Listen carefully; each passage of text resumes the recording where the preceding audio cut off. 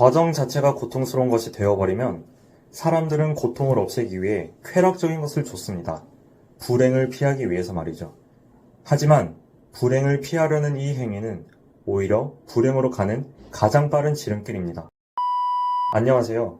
오늘은 도파민에 관한 여러 책, 유튜브 영상, 논문 등을 참고하여 도파민의 진정한 의미와 그를 활용하는 방법에 대해 알려드리려 합니다. 딱 7분 만에 행복의 열쇠를 손에 쥐어드리도록 하겠습니다. 우리는 누구나 행복하기를 원합니다. 하지만 모두가 행복하지는 않습니다.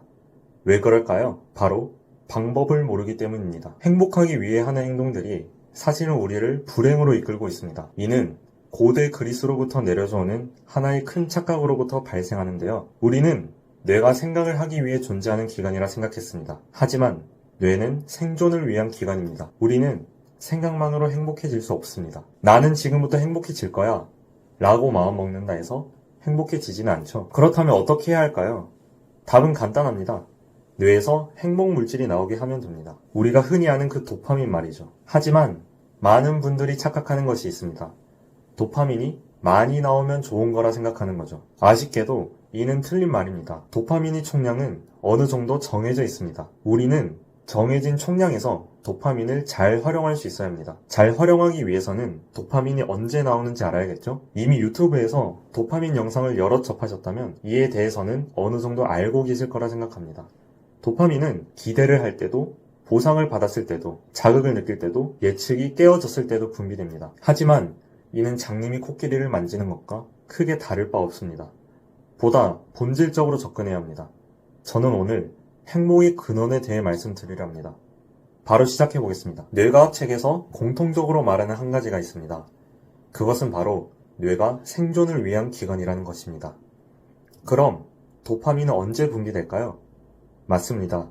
도파민 또한 생존 확률을 높여주는 상황에 분비됩니다. 하지만 현대는 사뭇 다릅니다. 스마트폰을 봐서 얻어지는 도파민은 더 이상 우리의 생존 확률을 높여주지 않습니다. 술을 통해 얻어지는 도파민 또한 우리의 생존 확률을 높여주지 않습니다. 행위를 반복시키기 위해 분비되던 도파민은 현대에 이르러 사람들이 소비를 자극시키는 형태로 변화되었습니다. 많은 사람들은 도파민을 쾌락과 고통이 저울이라는 방식으로 표현합니다. 쾌락은 한순간이며 필히 고통을 수반하기에 나에게 행복감을 안겨다주는 쾌락적인 요소를 멀리하라는 것이 이 비유의 핵심입니다.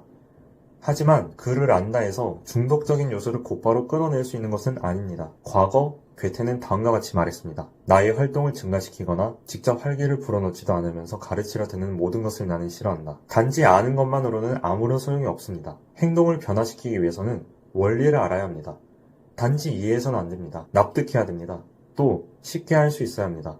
그렇기에 저는 이 영상에서 원리를 알려드리고 아주 쉬운 실천 방안을 알려드리도록 하겠습니다. 저는 도파민이 생존 확률을 높일 때 분비된다 말하였습니다.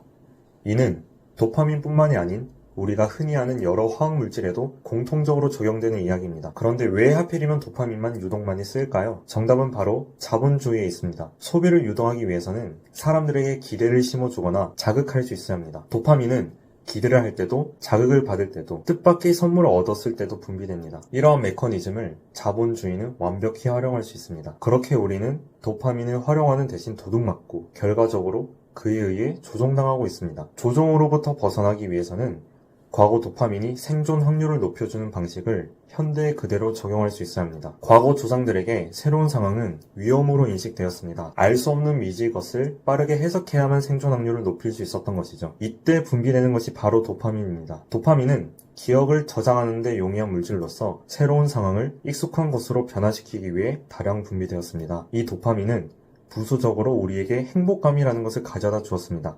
행복감이 주어져야 동기를 부여할 수 있으며 의욕이 생기거든요. 이를 현대 방식으로 풀이하자면 다음과 같습니다. 목표를 구체적인 언어의 형태로 설정하는 그 순간 기대에 의해 그리고 불확실한 미래를 나의 목표로 확실시하기 위해 도파민이 분비됩니다. 쉬운 목표든 어려운 목표든 도파민의 목적은 단 한 가지입니다. 우리가 목표를 달성하는 것, 불확실한 것을 확실한 것으로 바꿔야만 생존율이 올라가기 때문입니다. 그렇게 힘든 상황을 맞이하더라도 도파민은 그 순간마다 조금씩 분비되어 동기를 부여해주고 의욕을 불러일으킵니다. 그리고 목적을 달성하면 도파민은 보상작용을 일으켜 우리에게 행복감을 맛보게 해줍니다. 방금 저는 기대, 보상, 예측에 관한 내용을 모두 담아냈습니다. 이것이 도파민이 분비되는 진정한 원리입니다. 하지만 여전히 도파민을 어떻게 활용해야 하는지, 그리고 중독에서 어떻게 벗어나야 하는지에 대해서는 설명드리지 않았습니다. 오늘은 활용법의 중점을 두어 설명드리도록 하겠습니다. 중독은 다음 영상인 습관편에서 자세히 설명드리도록 할게요. 저는 앞서 도파민을 도둑 맞는다고 표현하였습니다. 이는 단지 비유적인 표현이 아닙니다. 실제로 도파민의 총량은 정해져 있습니다.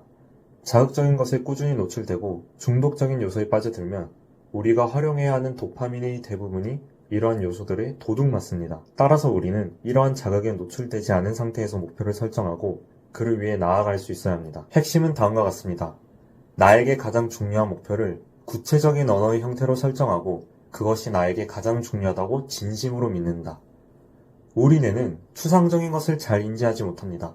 또한 별로 중요하다 생각하지 않는 것에 대해 순위를 우선적으로 부여하지 못합니다. 그렇기에 나에게 이것이 가장 중요하다 진심으로 믿어야 합니다. 진심으로 믿으면 뇌는 그것이 생존에 가장 도움이 되는 것이라 인식하여 동기를 부여해줄 도파민을 분비시킬 것입니다. 과정 자체에서 행복감을 느껴야 한다. 사람들은 대부분 결과중심적으로 사고합니다. 결과만 좋으면 과정이 어찌됐든 상관없다는 식으로 말이죠. 하지만 이는 장기적으로 봤을 때 최악의 수입니다. 단기적인 상황이라면 도파민을 제외한 여러 신경 전달 물질들이 목표를 달성하는 데 도움을 주지만 이는 3일을 넘기지 못합니다. 만약 여러분이 장기적인 목표를 설계하였다면 목표를 향해서만 나아가서는 안 됩니다. 내가 지금 목표를 향해 올바른 길을 걸어가고 있다고 끊임없이 스스로에게 인지시켜 주어야 합니다. 목표를 달성하는 것은 나의 생존 확률을 높이는 것입니다. 하지만 목표에만 가중치를 부여하게 되면 지금 나아가는 과정은 나에게 고통이 됩니다. 사람들은 이러한 고통을 쾌락의 요소로 무마하려 합니다. 힘든 하루를 겪으면 술을 마시러 나가고 게임을 통해 스트레스를 풀려 하는 것이죠. 하지만 이러한 행위들은 다음날 나의 과정을 더더욱 고통스러운 것으로 만들어 버립니다. 심한 경우에는 의존증을 낳을 수도 있습니다. 그 행위를 하는 그 순간에는 누구보다 행복하지만 그를 하지 않는 모든 순간은 고통이 되어버리는 것이죠. 따라서 과정 자체를 목표를 향한 올바른 행동이라 스스로에게 인식시켜 주어 과정 자체에서 도파민이 분비될 수 있도록 해야 합니다. 과거 부처는 행복으로 가는 길이 있는 것이 아니다. 내가 걷는 그 길이 행복이다라 말하였습니다. 더 이상은 과정을 고통스러운 것으로 만들지 마세요. 이 영상을 본 모두가 과정 자체가 행복인 삶을 사셨으면 좋겠습니다. 오늘은 도파민의 핵심에 관한 내용을 다루었습니다. 최대한 많은 분들이 쉽게 이해하시고 바로 삶에 적용할 수 있도록 뇌과학적 용어는 모두 제외하였습니다. 이 영상을 시작으로 여러 뇌과학에 관련된 책과 여러분이 삶에 곧바로 적용할 수 있는 습관, 집중, 학습 방법 등에 대한 지식을 뇌과학의 관점으로 전달해 드릴 예정입니다. 그를 위해 구독, 알림 설정, 그리고 좋아요까지 한 번씩 부탁드릴게요. 다음 영상에서 뵙겠습니다.